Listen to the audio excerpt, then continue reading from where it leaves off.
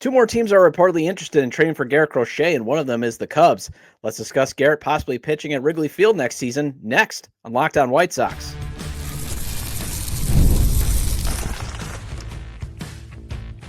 You are Locked On White Sox, your daily Chicago White Sox podcast. Part of the Locked On Podcast Network, your team every day.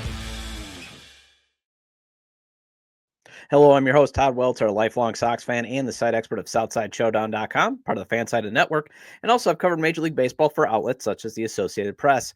And thanks for making Locked On White Sox your first listen every day, part of the Locked On Podcast Network, your team every day. Make sure to hit the like button on today's episode, subscribe to the YouTube channel at Locked On White Sox if you've not done so already, and also follow or subscribe to the show at wherever you get your podcasts. Well, MLB Network baseball insider Jon Morosi just tweeted this morning that you can add the Cubs and the Reds to the list of viable candidates to trade for Garrett Crochet. Let's discuss if it's viable for him going to the north side. Then I'll talk with Locked On Reds host Jeff Carr to see if Cincinnati is a viable trade partner. And finally, it's Wayback Wednesday, and let's revisit a major Sox trade that happened 17 years ago this week. And you can start the season with a big return on FanDuel. New customers can place a $5 bet, and you'll get started with $150 in bonus bets. If you win your first $5 bet, visit FanDuel.com to get started. Well, finally, Cubs are reportedly interested in trading for Garrett Crochet, and thank you. Yes, I know it's the rival Cubs, but hey, that well has always produced good water for the White Sox outside of the Craig Kimbrell trade. Even the George Bell for Sammy Sosa paid a little bit of dividends. We obviously know the Matt Karchner for John Garland trade was a huge payoff for the Sox. Thanks, Cubs. And even though it was brief, that the White Sox looked like they were going to be the winners of the Jose Quintana trade, there was some benefit with Dylan Cease, and then obviously when Eloy Jimenez was healthy, especially in 2019, he was crushing home runs. But it's not just history as why you should be happy that the Cubs are now reportedly interested in trading for Garrett Crochet. It's that the Cubs have the hitting prospects that might rival what the Boston Red Sox and the Baltimore Orioles have to offer. I might have to put the Cubs at like 1A if I were power ranking this, or number 2, or even 1 or 3. They're definitely a great trade partner for Garrett Crochet. I mean, this is definitely a team you want in, and I don't care if it means watching him pitch at Wrigley for at least the next 2 seasons. Doesn't matter to me. The White Sox are so far away from being competitive that basically beating the Cubs will be the World Series for the White Sox for the next couple of seasons. And even if it means having to beat Garrett Crochet, fine. Because that's how of a bottom the Sox are at. Again, they're getting their mail probably delivered in the figurative cellar for the next couple of years. They are terrible. An historic 121-loss season. They don't have, outside of Garrett Crochet, what's the draw now to go watch the White Sox? Maybe see if Luis Robert Jr. can reclaim something. The Cubs actually have prospects that the White Sox could look at and build, be the foundation of a competitive baseball team. Although him still possibly being on the north side is why this trade might not happen at all. And if that happens, that's organizational negligence. So first, let's get into what Jon Morosi said or tweeted. Then let's explore the Cubs system. And then let's touch on Jerry Reinsdorf, how he's going to ruin the whole thing with his Cubs inferiority complex. So first, here is what Jon Morosi tweeted. And this is at Jon Morosi. Trade market update. The Cubs and Reds are among the viable candidates to acquire White Sox ace Garrett Crochet. Of note, the Cubs and White Sox have made 4 trades since 2017, beginning with the Jose Quintana deal. And then he put at MLB Network. So you might wonder, first of all, are the Cubs actually truly interested since they just signed Matt Boyd? And it sounds like, again, the Cubs always seem to be claiming poverty. The Cubs should be really dominating the NL Central. And yes, the Brewers are my backup team. They're my NL team. And I'm grateful that the Cubs are still a sleeping giant. Because if they just woke up one day and realized, we could do what the Dodgers are doing. We could spend like the Yankees and the Mets. We'll do that and develop our own talent. They would run the NL Central for forever. Because they don't have to deal with a potential big spender like, say, the Tigers, because the Tigers have been willing to spend. The Sox always have the threat of the Tigers there if they ever woke up and, wanted to spend more money. But the Cubs don't. They have to compete again with small market teams like the Reds, like the Pirates are definitely just interested in just existing. They only need to put out a decent product, and even then they don't have to put out a decent product because they're going to make money hands over fist. The Brewers have already indicated that they're only willing to spend about 100 million to 130 on their payroll. That's it. That's as far as they're going to go. And they've got issues with their television revenue streams. So it's not like the Cubs have to be like, the Dodgers, who have to compete with the San Diego Padres, who at least are always willing to spend money, even though they're small market, or the San Francisco Giants. Or it's not like Philadelphia, who has to compete with the Braves, who has the money to spend. You're talking about a bunch of small market teams and the Cardinals, because the Cardinals, they don't ever spend money either. They could, but not a lot.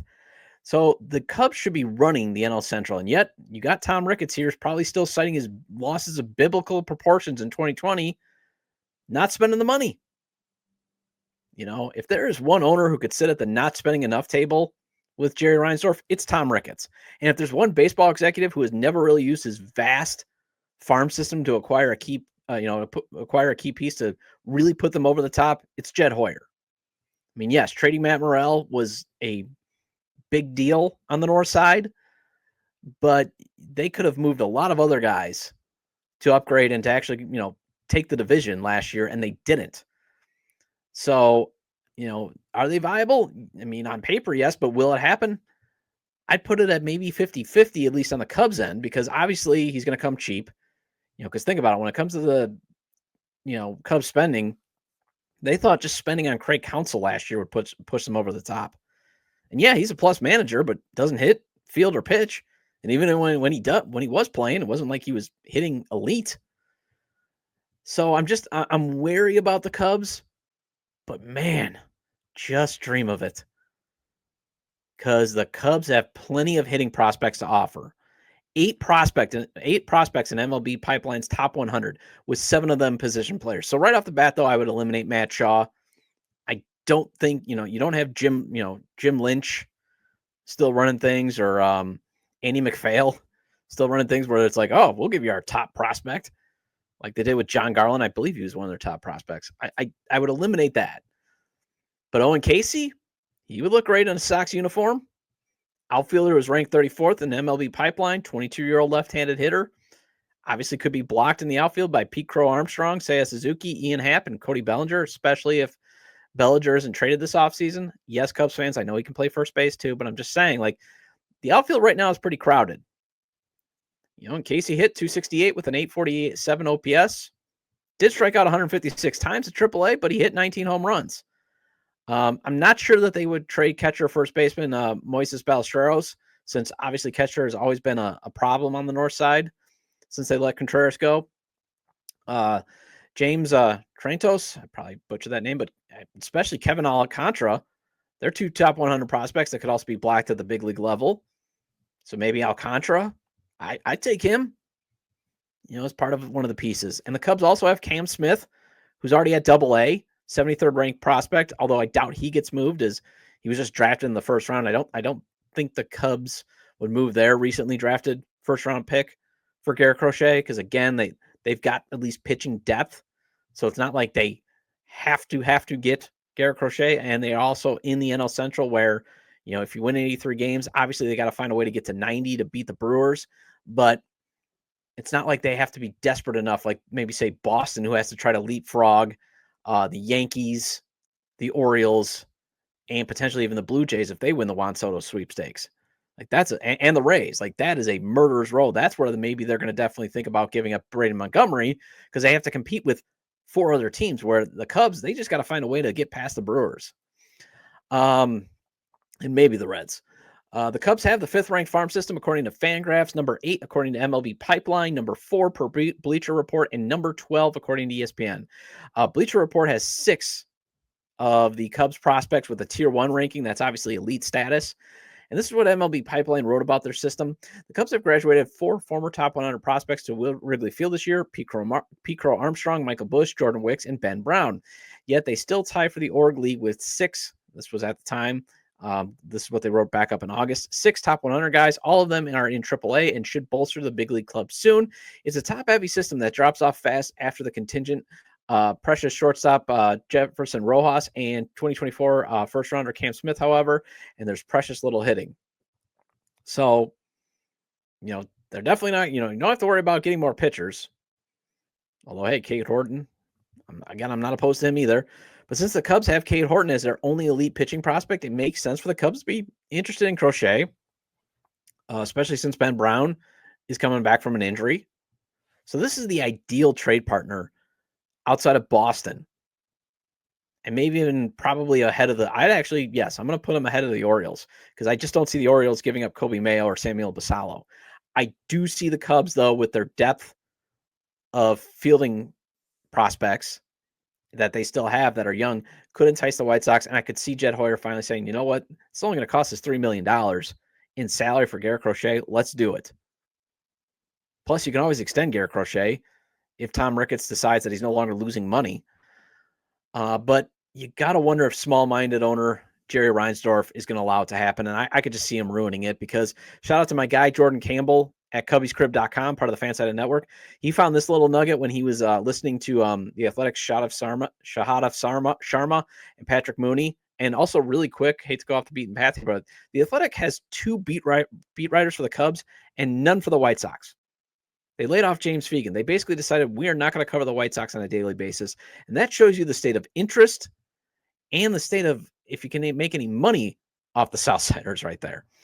But they talked on their Northside Territory podcast, and Jordan, he paid attention and heard this when he was listening to it and wrote it on Cubby's Crib that they think Reinsdorf's going to block a move because he doesn't want to help the Cubs. And enough with the jealousy of the Cubs and feeling inferior to them, Jerry. Stop it. If they give you the best offer, take it. If you don't, sell the team. Stop with this organizational malpractice. I mean, again, even if it was brief, it was nice for a while to see the Sox win the Jose Quintana deal. It was brief. They ended up being the ultimate losers, but you still got Dylan Cease for a while. And Eloy Jimenez at least gave you that 2019 and the thanks, Cubs. You remember that? Although in Jerry's case, no, because he didn't like Jason Benetti. But John Garland worked out great. And I don't care if Sammy Sosa went on to win MVPs at Wrigley Field, because even if he alleged steroid use. So, again, even if he was doing all those free weights that he claimed on the South Side, I don't think he was ever going to be that player. He was just such a mess. Walt Hinnerich got into his head, and he just could not hit at Old Comiskey or New Comiskey. So just stop with the Cubs, inferiority, or I don't want to help the Cubs, or the Cubs. Yeah, I don't like the Cubs either. But since especially the 2016 World Series and how the cast of characters they had, I don't hate them. And I'm tired of this. Let's feel inferior to them. Like, yeah, I want to be the better team. The team that I root for in Chicago, I want them to be the better team, clearly. And yeah, there's fun bragging rights and blah, all that stuff. But stop with this. Just we gotta, we can't compete with the Cubs. I hate that. I hate that about Jerry Reinsdorf. That, oh, well, we can't compete with the Cubs. You can compete if you choose to. You don't. Jerry, you chose to go to cable for the money grab and thus allow the Cubs fan base to grow with WGN. That was your decision, not the Cubs getting lucky. Also it helps that, why do you think because I remember hearing that he thought, oh, the Cubs got lucky because they stayed on WGN. No, you gave them Sammy Sosa. Now, obviously you couldn't project him allegedly lifting just a lot of free weights, but these are your decisions. But you've also benefited from the Cubs on back. Again, John Garland, you remember Game 5? The 2005 World Series run? Just saying, those are the risks you take. But you chose to go off of cable. Off of over-the-air television. You chose not to build up a neighborhood around your ballpark because you wanted the parking lot revenue. Everything about the Sox being little brother to the Cubs is a direct result of Jerry Reinsdorf. Not the fans, not Wrigley, Jerry. So Jerry, if you block, if the Cubs make the best offer and you block it because it's the Cubs, more apathy, more fans are going to run away from this fan base, from this team. That would be a huge, huge death nail. Well, let's see if the Reds are a viable trade partner, as I'll talk with Locked On Reds co-host Jeff Carr after the break on Locked On White Sox. Get ready to tackle the NFL action with FanDuel, America's #1 sportsbook, because right now new customers can bet $5 and get $150 in bonus bets if you win. The FanDuel Sportsbook app gives you everything you need to place live bets on the NFL all in one place. So when you get a hunch in the middle of the game, you can check out the latest stats, view live play-by-play, and so much more on the same page where you place your bets. And I always maintain FanDuel's spreads, over, under, and money lines. They're fun to play, but if you want to win big or at least double your money, FanDuel's parlays, props, and futures is the way to go. So for example, you could turn $10 into 100 if San Francisco is ahead at the half, but Chicago wins at the end of the game, as that's at plus 1,000 for this Sunday's game. And say though you play with your heart and don't want to ever root against your beloved Chicago football team, how about a plus 270 parlay of the Bears at plus 3.5 and the under of 44.5 points being met? $10 on that nearly triples your money. Just visit FanDuel.com to join today, and you'll get started with $150 in bonus bets if you win your first $5 bet. That's FanDuel.com. Never waste a hunch and make every moment more with FanDuel, an official sportsbook partner of the NFL.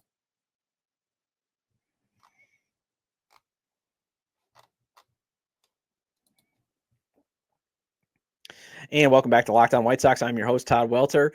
Again, make sure to hit the like button on today's episode. Subscribe to the YouTube channel at Locked On White Sox if you've not done so already. And if you can't catch the show on YouTube, Locked On White Sox is available on all major podcast platforms. So make sure to follow or subscribe on places such as Apple or Spotify. Either way, get your 30-minute fix of Chicago White Sox baseball venting with me. So are the Reds a viable trade option for Garrett Crochet? I discussed that with Locked On Reds co-host Jeff Carr. All right, so do the Reds make sense as a trade partner for Crochet? In a objective sense, like the Reds have prospects to offer, yes. I think it's interesting because I've read a couple of different things. MLB Pipeline has something about the Reds being a good trade partner for the winter meetings for anybody looking to make a deal for some prospects and things like that. But I don't look at them in the same vein as I look at like the Orioles. The Orioles feel like they have just so many prospects that they're all blocking each other, and there's so many young players at the major league level that are blocking them as well. I kind of don't feel that way about the Reds. Like, a couple of guys they have to offer play corner infield positions, and while they have Christian Encarnacion Strand and Noelvi Marte seemingly struggling a little bit, they just got started. We don't know who they are. There could be a case where a Sal Stewart or a Cam Collier, who are two marquee dudes, could take over those spots in a couple of years. So they are available. And the Reds definitely have some good talent to offer. And if you're the White Sox, you're definitely looking at a Cam Collier, a Sal Stewart. You're looking at Edwin Arroyo. You're looking at the pitchers and Chase Petty, Chase Burns, maybe even a dark horse and Connor Phillips. But for all of them to be from the Reds side of things, I don't know that I want to offer all of those guys up in a trade right now. That's kind of where I look at this as being viable and what is most likely to happen with this Reds organization. But yes, they are viable, as I am viable to maybe, I don't know, go on a little bit of a diet, maybe cut a couple of pounds, things like that. I could do that. Yeah. So in our text exchanges before, arriving at a time, you kind of were like, I don't think this would happen. Why do you think it won't happen? I know the messaging that the front office has put out there the last couple of years, ever since Nick Krall took control of the ship here, he really made it clear that he wants to build a sustainable winner. And while Garrett Crochet would be amazing in this rotation for 2 years, it's 2 years, and I don't know that he's going to be available as far as a contract extension candidate for a small market team like the Reds. The Reds are probably due for one more contract extension, maybe two if they stretch it. But if Crochet has another year like he had in 2024, dude's going to be able to ask for ace money, and the Reds aren't paying ace money. So that's really where I look at this, and I think I don't necessarily know that it makes a lot of sense, because you would have to give up top flight talent. And I reckon that what the White Sox are looking for in this is probably where I have my biggest reservation. I don't know specifically. I just have some suspicion. So based on what the White Sox are looking for in their rebuild, is this something that it's just like, yeah, give us like 3 of your first top 10 prospects and then we'll start talking? Yeah, so the GM, Chris Getz, basically said that they want positional prospects. They need positional prospects. If you look at their farm system, it's stacked with arms. You look at their top 10, stacked with arms. They just lack impact bats. Colson Montgomery, their top hitting prospect, hit under 220 at AAA, although he did do well in September and in the Arizona Fall League. But they just lack a lot of impact bats because that's just something that their system has never been good at developing, and they just never been good at drafting it. The other thing is they're willing to take on prospects that maybe that's been reported that are not close to the big leagues. Last year, one of the reasons why the Dylan Cease move probably didn't happen was they wanted players that were close to the big leagues. That's one of the reasons why they ended up with Drew Thorpe and Jairo Iriarte from the Padres, because they were pitchers that you could live without, and they were close to the big league. So that's kind of what the White Sox are looking for. And yes, they are reportedly asking for a big offer in terms of top tier prospects. And then that circles back to, have Reds fans grasped, if you want something good, you're going to have to give up something good to get it back? Because I still have these scars from when I suggested a certain amount of talent in Southside Showdown for the Reds trading for Dylan Cease. I think it's funny that, like, this is the key time of year, right, where everybody's coming up with their own trade proposals, and most of the time it's the broken seat in right field for Aaron Judge, things like that. I do think that a lot of Reds fans have gone through the last few years understanding prospect worth and understanding what it means for the Reds to build from within. So I think that there's a general hesitancy in Reds country when it comes to prospect deals. They believe that they could trade the failed prospects for top flight talent. And that is where I really have reservations with this, because that's not what's happening here. You're looking at Edwin Arroyo. You're looking at a guy who, if he really comes back, shows he's healthy, and shows he can hit the ball really well in spring training, you could be talking about a late stage call up here in 2025. And maybe if in a hypothetical world he gets traded to the White Sox, maybe the White Sox even fast track him a little bit. He's getting toward the age of being a major leaguer. It's just he lost a year last year for injuries. He lost a year in 2020 for COVID. So that's why his where he's at in the minor leagues isn't necessarily where you would expect him to be. He'll be in AAA at some point this year for sure, if not at the beginning of the year. And a guy like Sal Stewart, who is hitting the cover off the ball defensively, a few questions whether it's third base or first base, but he hit the cover off the ball in high A, looked like he's going to be pretty well here in double A this year. Same for Cam Collier. Cam Collier turned 19 last year, and he was in Dayton in high A. So, I mean, you're talking about a guy that's definitely got the world in front of him. Despite having been in the minors for a few years for the Reds, you still have a couple of years before he's major league ready. So I'd be interested maybe even in talking a little bit about those guys, because I think that if they were part of the deal, and this is where Reds fans have a problem, if you start naming Stewart, if you start naming Arroyo, they're like, oh, I don't know if we want to do that deal, but those are going to have to be the guys that you offer. Yeah. On the flip side, obviously, you're not going to be, the Sox don't need the pitching, so you don't have to worry about possibly giving up your two top prospects. Before I jump into Luis Robert Jr., the Reds were the last team to really get the number one prospect from a team that was also a top 15 prospect. How is Novale Marte paying off? I hopefully pronounce that name right. How is he paying off for the Reds? And again, why do you think we'll never see a deal like that ever again? Because you do have a lot of White Sox fans that are like, well, if we're trading Crochet, we better get the number one prospect. We better get, Roman Anthony from the Red Sox. And it's like, those deals aren't happening anymore. And your team was the last one because he was in single A. I think it's simply because Luis Castillo was everything that you could expect from a Cy Young contender. And you could expect it for years and years and years, because while he was at the top of his game, he wasn't already like 30 or something like that. And he had been pitching super well for multiple seasons. The argument that I'm pushing back on with Garrett Crochet, like, I saw the talent last year. Before 2024, he had only thrown like 60 something innings, 70 something innings, something like that. And 73 career innings in a relief capacity, dealing with Tommy John, which to the credit of Tommy John surgery folks, when you get Tommy John, it takes a few years before you have to worry about that again. But the shoulder issue in 2023 also gave me a little bit of pause. So I look at Garrett Crochet and I'm like, man, I know the talent is there. I just need a little bit more of a track record. There was a great track record with Luis Castillo. On the Marte side of things, he showed flashes in 2023, barely played. I mean, we got like 30 games out of him, so we didn't know who we had, but we were excited.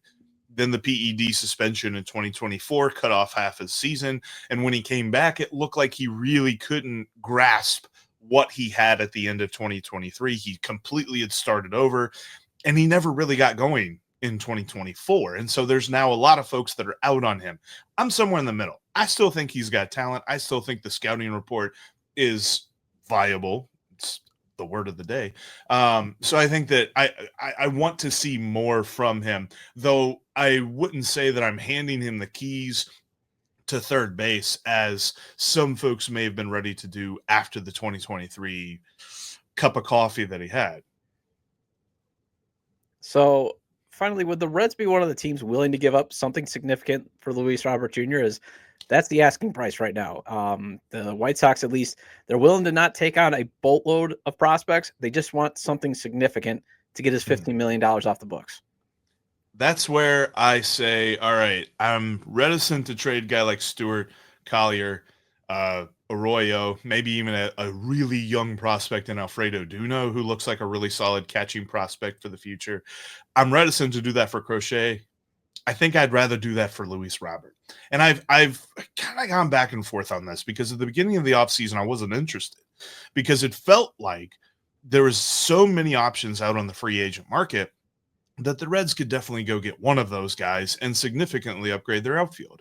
But with Luis Robert, you are adding a guy that is under team control with a couple of team options and things like that on his contract that I think are very palatable, I guess is the word for the Reds, that, like, what the deal is. You don't have to negotiate it. You don't have to convince them. It's make the trade, put the prospects in the deal. I think if I had to pick in a vacuum, I would do the deal, the large amount of prospects for Luis Robert over Garrett Crochet. Yeah, I mean, because the reports are, though, a lot of the 29 other teams are saying, look, he's still talented, but he's never available. He's always hurt. He's only played 145 games one time, and the other time he played 100 games was this year, and it was exactly 100 games, and he hit 224. So, the Sox, they are at least realistic. My fear, though, is here's the thing. If they hold on to him and he gets hurt, and any team that trades for him, it's $40 million owed if the gamble goes your way. If it doesn't go your way, you got to pay him $2 million to go away. Now, granted, you get to pay him $2 million. I mean, the Sox just paid $5 million for Yohan Moncada to go away, but still, you're looking at a make or break season for Luis Robert Jr. And that's my fear, is the White Sox are trading him because they're afraid that he's going to get hurt again. And they also are crying poverty and they want to get his $15 million plus the next $40 million owed off their books. So I would be glad if the Reds offered something significant, but as you said, a lot of teams are saying no, and the White Sox are being dumb and saying, well, you just guys want something for nothing. And it's like, well, okay. In Garrett Crochet's case, you could argue that. In Luis Robert Jr.'s case right now, his value is pennies on the dollar. All right, let's do a Wayback Wednesday with a sort of what if Wednesday twist and discuss the Sox acquiring Carlos Quinten during this week. Let's do a Wayback Wednesday with sort of a what if Wednesday twist and discuss the Sox acquiring Carlos Quinten during this week 17 years ago. Next on Locked On White Sox.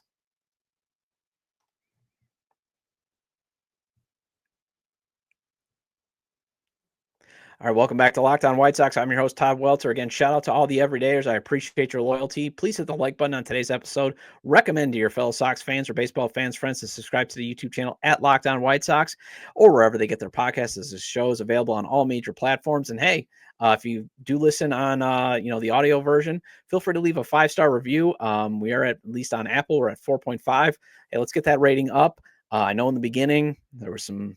I was trying to get my feet, but hopefully I'm doing a better job. Hopefully I'm entertaining you. Hopefully I'm informing you, and hopefully I'm challenging you. All right. So every White Sox fan who was around in 2008 will always wonder, what if Carlos Quinten does not fracture his wrist in September. How far does that team go in the playoffs? Because Quentin, coming to the Sox during this week 17 years ago, helped the Sox rebound from a disastrous injury-riddled 2007. And they ended up winning the AL Central in 2008. The interesting thing was he was a reclamation acquisition who turned into an all-star for the Sox. I mean, there wasn't a whole lot of expectations. I mean, think about here's what Sports Illustrated wrote about the trade. The Chicago White Sox added depth to their inexperienced outfield Monday, acquiring Carlos Quinten from the Arizona Diamondbacks for minor leaguer first baseman Jeff Carr. Once considered a top prospect, Quinten batted .214 with 5 home runs and 31 RBIs in 81 games for the NL West champions this season. He lost his starting job in the right field and was demoted to the minors in July, then recalled a few weeks later, but he missed most of August with a strained right hamstring and was left off the playoff roster. In Chicago, the 25-year-old Quinten could get another chance to earn regular playing time, perhaps in left field. The White Sox cut light-hitting speedster Scott Pasenik last month, and right fielder Jermaine Dye is the only proven slugger in their outfield. Now, this was also a trade where you could say both teams actually benefited, as a week later, the Diamondbacks traded Carter to the A's to get all-star pitcher Dan Herron, and he went to 2 more all-star games for the Diamondbacks. So win-win. Carter also eventually went on to have a productive career in the bigs, but probably would never have happened on the South Side because the Sox had Paul Konerko and then eventually Jose Abreu. And I'd rather have Jose Abreu than Chris Carter. Quinten produced a silver slugger season for the Sox in 2008 with a 288, 394, 571 slash line, a WRC plus of 152. He hit 36 home runs in 130 games. And I believe he also drove in exactly 100 RBIs. Then on September 5th, he fractures his wrist. That's right. His own, because he had those temper issues. He just banged his barrel of his bat after fouling off a pitch and fractured his wrist. The White Sox potential MVP bat, he finished 5th that year. You wonder how far the Sox would have went in the playoffs had he not been that dumb and that selfish, because he was just gone from that lineup.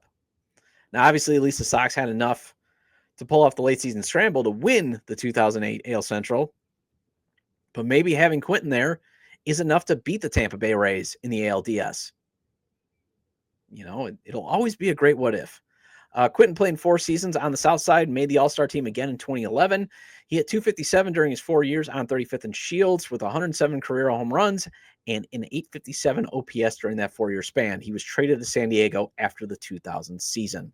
Well, that wraps up this edition of Locked On White Sox. Thank you for making Locked On White Sox your first listen today. For your second listen, find Locked On MLB. Baseball guru Sully brings a daily blend of humor and baseball, keeping you updated on every rumor and story throughout the offseason. Find Locked On MLB on YouTube or wherever you listen to your podcasts. And I'll be back tomorrow to discuss what I wanted to talk about actually today before Morosi's tweet, and that is Ken Rosenthal discussing Luis Robert Jr.'s trade market and why you should be worried about the Sox motivation to trade him and what they're willing to accept. Feel free to leave comments about today's discussion regarding Garrett Crochet possibly going to the North Side, the crossover segment with Locked On Reds host Jeff Carr, and a Wayback Wednesday discussing Carlos Quinten's time, especially in 2008, on the South Side. You can leave them at the episode page on YouTube, X, formerly Twitter, at Todd J. Dub, or at Locked On Sox, or you can email me at lockedonwhitesox@gmail.com. Have a great day. I will see you tomorrow.